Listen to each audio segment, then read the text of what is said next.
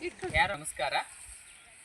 ಇವತ್ತು ಕಾಲ್ವೇಳಿ ಚಳ್ಳಕೆರೆ ತಾಲೂಕಿನ ಕಾಲ್ವೇಳಿ ಗ್ರಾಮದಲ್ಲಿ ಸರಿಸುಮಾರು 60-70 ಹಸುಗಳನ್ನು ಸಾಕ್ತಾ ಅದರಲ್ಲಿ ತನ್ನ ಜೀವನದ ಸಾರ್ಥಕತೆಯನ್ನು ಕಾಣ್ತಾ ಇರುವಂತಹ ಪಾರ್ವತಮ್ಮನವರ ಹಸುಗಳಿಗೋಸ್ಕರ ಚಿತ್ರದುರ್ಗದ ದಿವ್ಯತ್ರೇಯರ ಸದ್ಭಕ್ತರಾದಂತಹ ಶ್ರೀಮತಿ ಶಿಲ್ಪಾ ರಮೇಶ್ ಮತ್ತು ಆಶಾ ಅನೂಪ್ ಅವರು ಉದಾರ ದೇಣಿಗೆಯನ್ನು ಕೊಟ್ಟು ಇವತ್ತು ರಾಗಿ ಕಡ್ಡಿಯನ್ನು ಕೊಡಲಿಕ್ಕೆ ಅವಕಾಶ ಮಾಡಿಕೊಟ್ಟಿದ್ದಾರೆ. ವಿಶೇಷವಾಗಿ ನಮ್ಮ ಭಾರತೀಯ ಸನಾತನ ಪರಂಪರೆಯಲ್ಲಿ ಗೋವುಗಳಿಗೆ ಬಹಳ ಮಹತ್ವವನ್ನು ಕೊಡಲಾಗಿದೆ. ಸರಿಸುಮಾರು 333 ಕೋಟಿ ದೇವತೆಗಳು ಅದರಲ್ಲಿ ನೆಲೆಸಿದ್ದಾರೆ ಎನ್ನುವ ನಂಬಿಕೆ ಇದೆ. ಹಾಗಾಗಿ ಗೋಪೂಜೆಗೆ ಬಹಳ ಮಹತ್ವವನ್ನು ಕೊಡಲಾಗಿದೆ.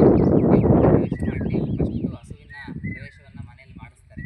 ಯಾಕಂದರೆ ಅದರಲ್ಲಿ ಯಾವುದೇ ಥರದ ದುಷ್ಟ ಶಕ್ತಿಗಳು ಮನೆಯಲ್ಲಿ ಪ್ರವೇಶ ಪಡ್ಕೊಂಡೇ ಇರಲಿ ಅಂತ, ಸಾತ್ವಿಕ ಶಕ್ತಿ ಚಿಮ್ಮಲಿ ಅಂತ ಆ ಒಂದು ವಿಶೇಷ ಭಾವನೆಯಿಂದ ನಮ್ಮ ಭಾರತೀಯ ಸನಾತನ ಪರಂಪರೆಯಲ್ಲಿ ಗೋವಿಗೆ ಬಹಳ ಮಹತ್ವವನ್ನು ಕೊಡಲಾಗಿದೆ. ವಿಶೇಷವಾಗಿ ಆ ಗೋಗಂಜಿಗಿರ್ಬೋದು ಅಥವಾ ಸಗಣಿಗಿರ್ಬೋದು, ಸಗಣಿಯಿಂದ ಮಾಡುವಂಥ ವಿಭೂತಿ ಇರ್ಬೋದು, ಇನ್ನು ಹಲವಾರು ಸಾವಯವ ಪದಾರ್ಥಗಳು ಮನುಷ್ಯನ ದೇಹಕ್ಕೆ ಜೀವನ ಶೈಲಿಗೆ ತುಂಬ ಸಹಾಯವನ್ನು ಮಾಡ್ತವೆ.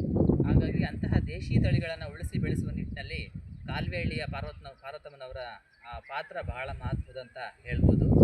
ಇಂಥ ಒಂದು ಸೇವೆಗೆ ನನಗೆ ಅವಕಾಶ ಮಾಡಿಕೊಟ್ಟಂತಹ ಶ್ರೀಮತಿ ಶಿಲ್ಪಾ ರಮೇಶ್ ಮತ್ತು ಆಶಾ ಅನೂಪ್ ಅವರನ್ನು ಈ ಸಂದರ್ಭದಲ್ಲಿ ನೆನೆಸ್ತೇನೆ. ಅವರು ಈ ಹುಲ್ಲನ್ನು ಒಂದು ಟ್ಯಾಕ್ಟ್ರಿ ಲೋಡ್ ಹುಲ್ಲನ್ನು ತಗೊಳ್ಲಿಕ್ಕೆ ಉದಾರ ಸಹಾಯವನ್ನು ಮಾಡಿದ್ದಾರೆ.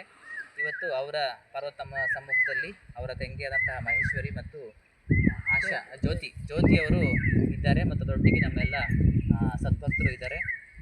ಇಂಥ ಒಂದು ಒಳ್ಳೆಯ ಅವಕಾಶವನ್ನು ಮಾಡಿಕೊಟ್ಟಂಥ ಎಲ್ಲರಿಗೂ ಧನ್ಯವಾದಗಳನ್ನ ಹೇಳ್ತಾ ನಾನು 2 ಮಾತುಗಳಿಗೆ ವಿರಾಮ ಮಾಡ್ತೀನಿ.